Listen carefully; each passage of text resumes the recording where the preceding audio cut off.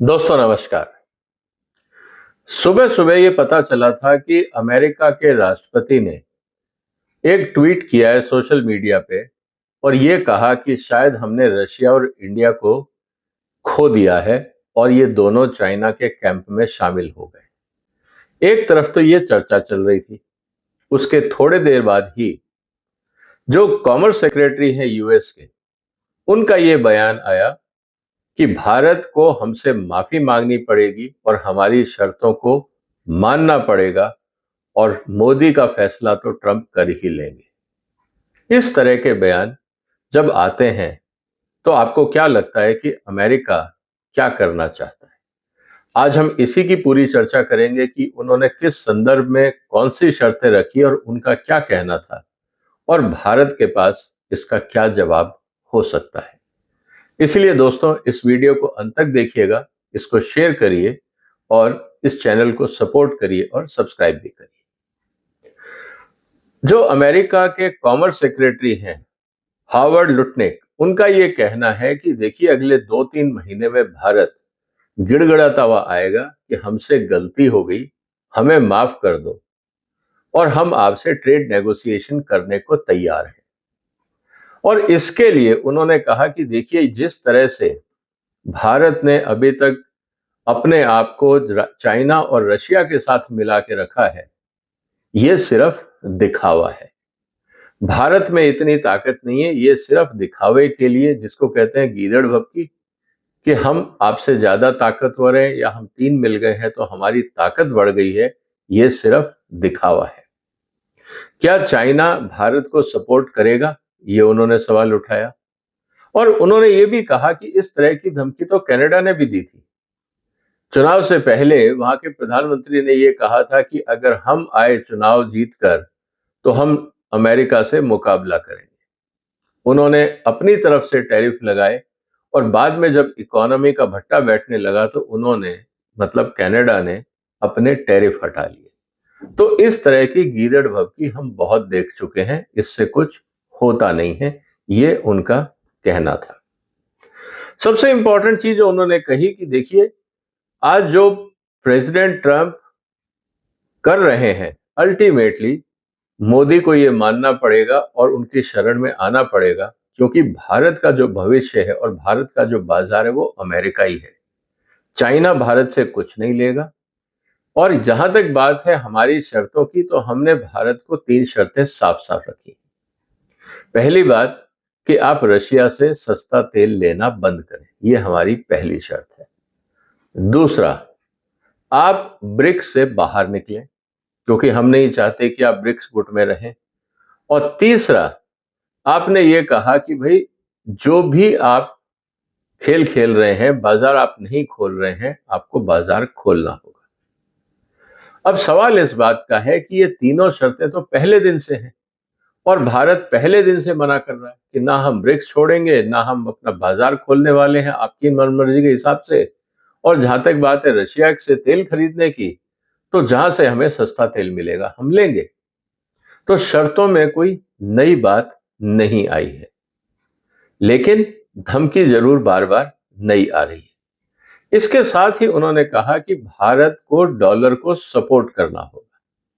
इसका मतलब यह है कि भारत अपनी करेंसी में या चाइनीज करेंसी में या रशियन करेंसी में डील ना करे।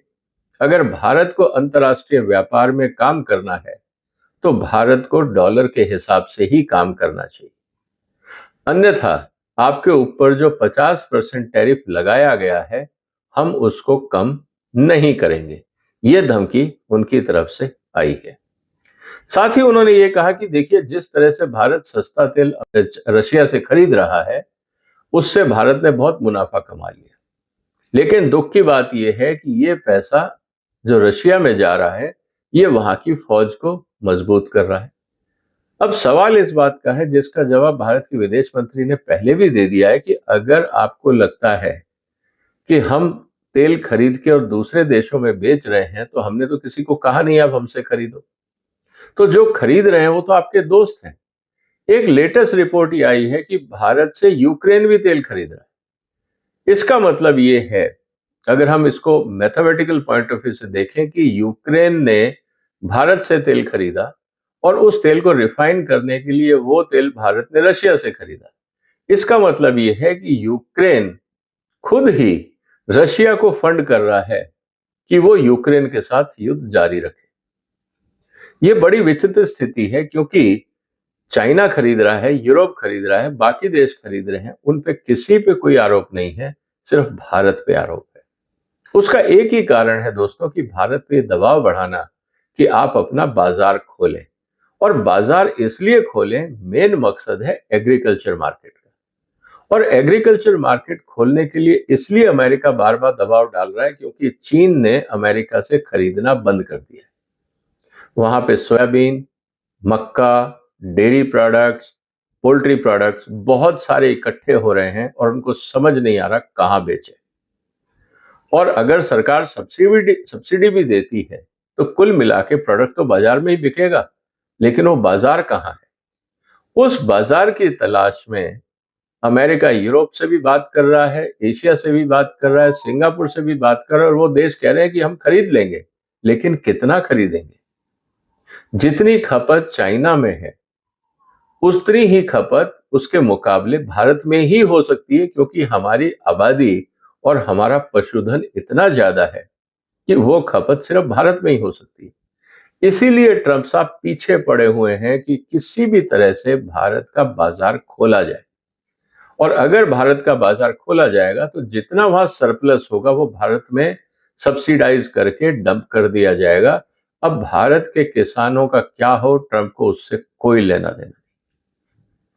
ये बात हमें समझनी होगी। अब ट्रंप किसकी लड़ाई लड़ रहे हैं? उदाहरण के लिए इस समय अमेरिका में करीब 26,000 डेयरी फार्म है और भारत में 8 करोड़ डेयरी किसान।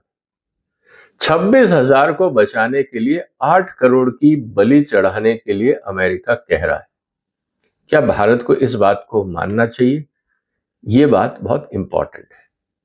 इसके अलावा जो अमेरिका के कॉमर्स मिनिस्टर ने बोला, उन्होंने साफ साफ ये कहा कि भारत को ये फैसला करना पड़ेगा कि वो किसकी तरफ है। आपको अगर अमेरिका का बाजार चाहिए तो आपको ब्रिक्स को छोड़ना होगा और अमेरिका से हाथ मिलाना होगा, मतलब आप अमेरिका की गोदी में जाके बैठेंगे और साथ में आप अपना बाजार भी खोलेंगे, डॉलर में भी ट्रेड करेंगे और रशिया से सस्ता तेल भी नहीं लेंगे, मतलब महंगा तेल आप अमेरिका से या अमेरिका के दोस्तों से लेंगे। अब क्या ये स्थिति किसी भी स्वाभिमानी देश के लिए उचित है? क्या इस तरह से नेगोशिएशन होते हैं कि आप कनपट्टी पे बंदूक रखें और बोलें कि आप कागज पे साइन करें? ये कॉन्ट्रैक्ट तो कोई अदालत भी मानने को तैयार नहीं होती। क्या इससे भारत और अमेरिका के बीच में संबंध सुधरेंगे? ये अपने आप में बात है। और दूसरी तरफ जो उनका ये कहना है कि देखिए, भारत के लिए भी कोई और बाजार नहीं है। ये बात अलग है कि दुनिया में इस समय 27 ट्रिलियन डॉलर का ट्रेड होता है और भारत का एक्सपोर्ट सिर्फ 450 बिलियन डॉलर है, तो हम तो दुनिया के 2% से भी कम है। लेकिन अमेरिका का ये कहना है कि भारत दुनिया में कहीं माल नहीं बेच सकता, उसको अमेरिका में ही बेचने को जगह मिलेगी। तो हम तो सबसे बड़े कस्टमर हैं और आपको कस्टमर को मनाना चाहिए, उसको प्लीज करना चाहिए। और उनका ये कहना कि कस्टमर इज ऑलवेज राइट, मतलब जो अमेरिका कर रहा है वो पूर्ण तरह से सही है। तो दोस्तों, अब स्थिति ये है कि इस तरह के जब बयान आएंगे, इस तरह की जब परिस्थितियां क्रिएट की जाएंगी, तो क्या हम नेगोशिएशन की तरफ आगे बढ़ पाएंगे? क्योंकि अगर भारत सरकार नेगोशिएशन कर भी लेती है तो ये कहा जाएगा मीडिया में, पूरी दुनिया में, कि भारत सरकार दब गई और ट्रंप के आगे घुटने टेक दिए। तो भारत के लिए राजनीतिक और राजनयिक रूप से ये उचित नहीं होगा। और अगर भारत घुटने नहीं टेकता और कहता है हम नेगोशिएट करेंगे और आपकी शर्तों को हम फेस वैल्यू पे नहीं लेंगे, तो अमेरिका का ये कहना है कि फिर ट्रंप साहब मोदी साहब को देखेंगे कि कैसे ठिकाने लगाना है, कैसे Trump will deal with Modi. अब ये जिम्मेवारी ट्रंप पे उन्होंने छोड़ दी। तो कहने का मतलब ये है दोस्तों कि आज जो अंतरराष्ट्रीय बाजार में हो रहा है क्या वो सभ्य समाज के बीच की नेगोशिएशन है या दादागिरी से काम करवाने वाली बात? तो कुल मिला के उनका ये कहना है कि आपको बाजार चाहिए, हमारे पास $1 ट्रिलियन का बाजार है। अगर आपको अमेरिकन मार्केट में आना है, 50% टैरिफ आपको नहीं झेलना है, तो आप वही करिए जो हम कहते हैं। क्या भारत इस शर्त पे मंजूर होगा? क्या भारत को इस धमकी के आगे झुकना चाहिए? जो भी आपके विचार हो कमेंट बॉक्स में लिखिए। इस इंपॉर्टेंट वीडियो को आप शेयर कर सकते हैं। इस चैनल को सपोर्ट करिए और समर्थन भी करिए। फिर मुलाकात होगी एक और महत्वपूर्ण मुद्दे के साथ। फिलहाल वंदे मातरम।